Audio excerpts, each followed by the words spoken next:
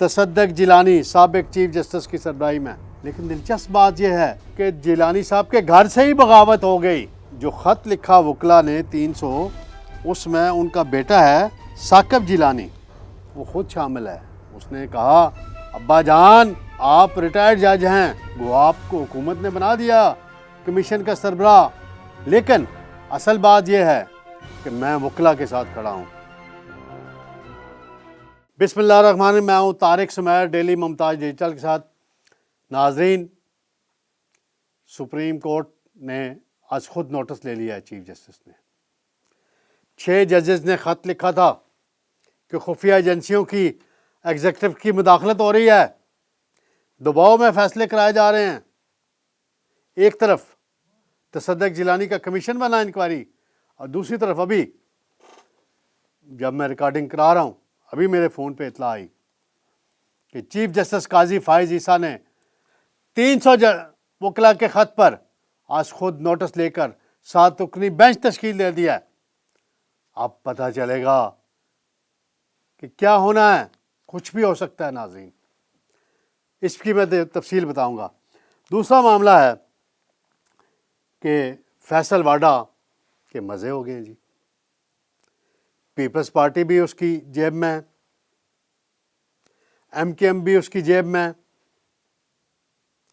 Peoples party کے امیدوار کو آج بٹھا دیا آصف زرداری نے کے حکم پر، اور آصف زرداری کو بڑا حکم آیا، حالانکہ وہ خود سپریم کمانڈر ہیں.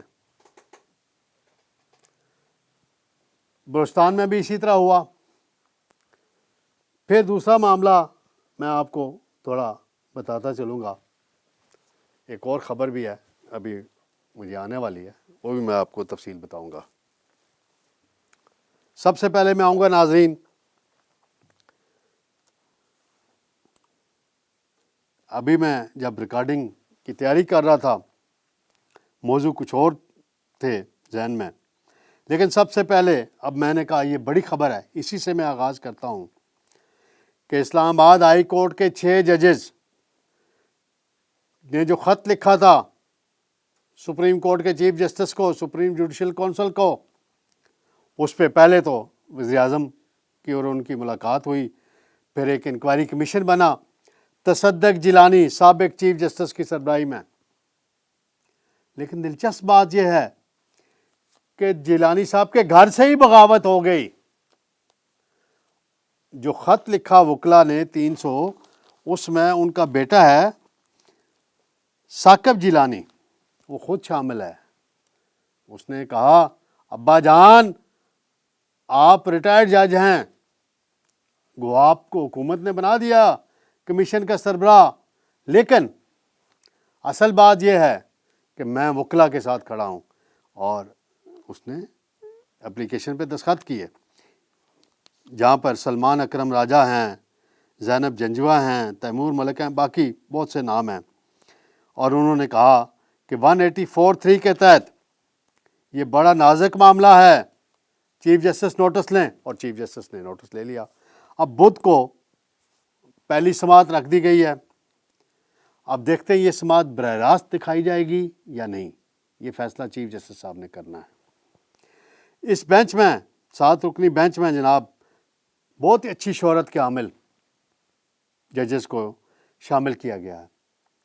سینئر موسٹ جج جسٹس منصور علی شاہ جو اگلے چیف جسٹس ہیں، جسٹس یحییٰ خان آفریدی، جسٹس جمال مندوخیل، جسٹس اطہر من اللہ، جسٹس مسرت ہلالی اور جسٹس نعیم اختر افغان شامل ہیں.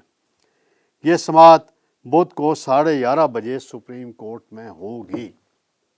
ناظرین، یہ جو کہا جا رہا تھا کہ کیا ریٹائرڈ جج جو ہے وہ سرونگ ججز کی معاملے کی کوئی انکوائری کر سکتا ہے، نہیں کر سکتا.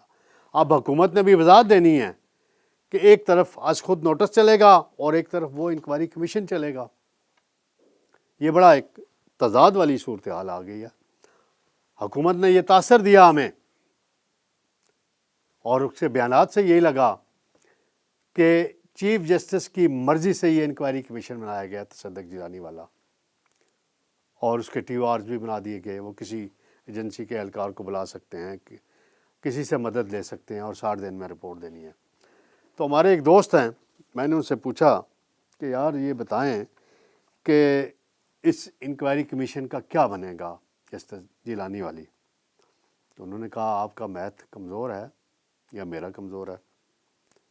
انہوں نے کہا 0/0 0، کوئی نتیجہ نہیں نکلے گا، ایسے کمیشنز کا کوئی فائدہ نہیں ہوتا، اور 60 دن میں رپورٹ بن بھی گئی تو رپورٹ کون سا پبلک ہو جائے گی؟ اور پنجابی میں انہوں نے کہا، تو میں نے کہا سر جی پھر نہ ہی سمجھیے کہ کچھ بھی نہیں ہونا۔ انہوں نے کہا بس یہی سمجھو کہ اس کمیشن دی رپورٹ تک کچھ نہیں ہونا۔ لیکن یہ میری رات ان سے بات ہوئی تھی، آج صبح یہ بریکنگ نیوز آ گئی، اور 300 وکلا جو ہیں انہوں نے ایک بڑا کام کر دکھایا ہے، اور ابھی لا منسٹر کہہ رہے تھے کہ عدلیہ کی آزادی کے لیے حکومت کمیٹڈ ہے۔ بالکل صحیح ہوگا۔ میں صرف یہی سوال اٹھانا چاہتا ہوں، جب عمر عطا بندیال صاحب چیف جسٹس تھے، میں بار بار سوال اٹھاتا تھا، ان سے پوچھتا تھا، اب بھی پوچھتا ہوں، بھائی یہ معاملہ آپ کے دور کا ہے، آپ سے ملاقات کی تھی انہی ججز نے سپریم کورٹ کے اندر آ کے، آپ کو سارے حقائق بتائے تھے یا الزامات لگائے تھے، جو بھی تھا، آپ نے کچھ نہیں کیا، آپ سیاسی نعرے لگاتے رہے، آپ گڈ ٹو سی یو کہتے رہے، مرسیڈیز گاڑیاں بھجواتے رہے عمران خان صاحب کے لیے، سب کچھ کرتے رہے، لیکن جو اصل معاملہ یہ والا تھا اس پہ آپ نے چپ سادھ لی تھی، کچھ بھی نہیں کیا۔ شوکت عزیز صدیقی کا فیصلہ ہوا تو پھر انہوں نے خط لکھا۔ یہ ہوتا ہے قاضی فائز عیسیٰ چیف جسٹس، ایسا ہو کہ معاملے میں وہ آ جاتے ہیں، چاہے وہ نتیجہ کچھ بھی نکلے۔ انہوں نے بھٹو صاحب کا کیس نہیں کیا، پڑا ہوا تھا پینڈنگ ریفرنس صدارتی، انہوں نے فیصلہ تو دیا نا، ایک عدلیہ نے اپنی غلطی تو تسلیم کی نا، کہ بڑے بزرگوں نے کوئی غلطی کی تھی تو اب نئی عدلیہ نے اس کو تسلیم کیا۔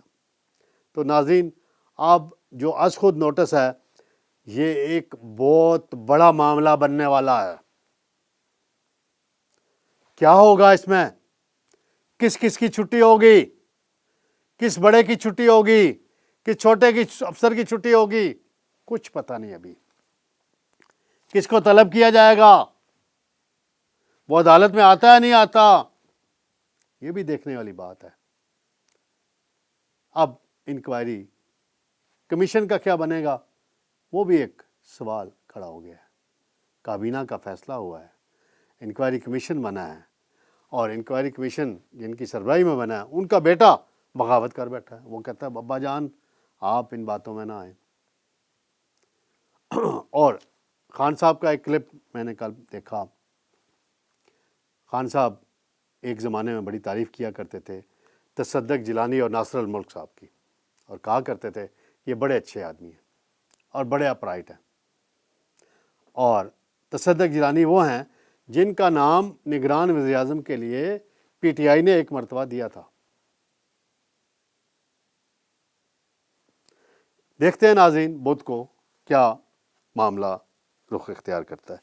دوسرا سب سے اہم معاملہ ہے شانگلہ دہشت گرد حملہ، چینی انجینئرز کی ہلاکت۔ وزیر اعظم صاحب آج پہنچے ہوئے ہیں داسو ڈیم، بہت اچھی بات ہے، وہاں گئے ہیں، چینی انجینئر سے ملاقات ان کی ہو رہی ہے، داسو ڈیم پہ دوبارہ کہہ رہے ہیں کام بھی شروع ہو جائے گا۔ لیکن سب سے بڑی خبر یہ ہے، میں نے اس دن آپ کو 2-3 دن پہلے بتائی تھی پروگرام میں، فخر کاکا خیل صاحب بڑے سینئر صحافی ہیں KPK کے، انہوں نے ایک گروپ کی نشاندہی کی تھی، نصرت جاوید صاحب نے کالم میں ذکر کیا تھا، اسی گروپ کے کچھ لوگ پکڑے گئے ہیں۔ ایک کو حضرت بلال نام، کوئی وہ بھی نام آ رہا ہے کہ وہ اس گروہ کا سرغنہ ہے۔ 10 کہہ رہے ہیں دہشت گرد پکڑے گئے ہیں، اور لوکل پولیس اور انٹیلیجنس اور انتظامیہ کی نااہلی دیکھیں کہ جو گاڑی اس دہشت گرد حملے میں استعمال ہوئی ہے ناظرین، وہ 10 دن ایک پٹرول پمپ پہ پارک رہی۔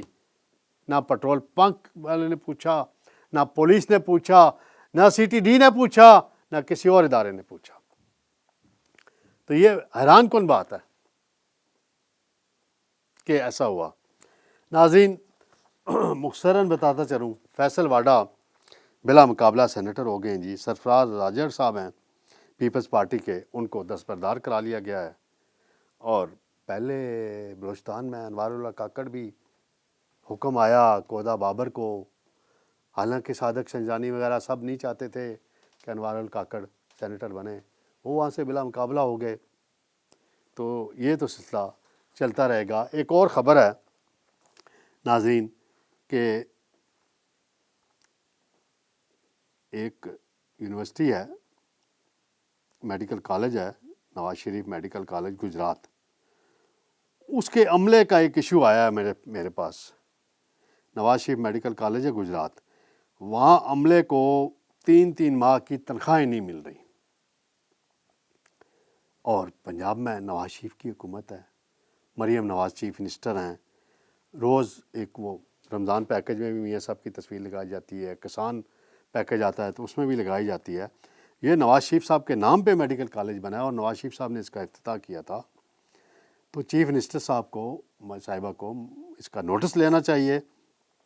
یہ بڑی زیادتی والی بات ہے کہ عملے کو 3 ماہ تک تنخواہیں نہ ملنا، یہ محکمانہ لڑائی چل رہی ہے۔ کوئی کہتا ہے جی یہ ایجوکیشن کے انڈر ہے، کوئی کہتا ہے ہیلتھ کے انڈر ہے پنجاب کے۔ تو بہرحال اس معاملے میں پروفیسر ڈاکٹر اجمل فاروق صاحب ہیں، انہوں نے بڑی کوشش کی ہے اپنے سٹاف کو تنخواہیں دلوانے کے لیے، وہ بڑے رابطے کر رہے ہیں۔ تو میں نے بھی کہا اپنے پروگرام کے ذریعے وزیر اعلیٰ پنجاب تک، مریم اورنگزیب تک، وزیر صحت پنجاب تک یہ آواز پہنچا دی جائے۔ تو انشاءاللہ ناظرین کل آپ کی خدمت میں دوبارہ حاضر ہوں گا۔ اللہ حافظ۔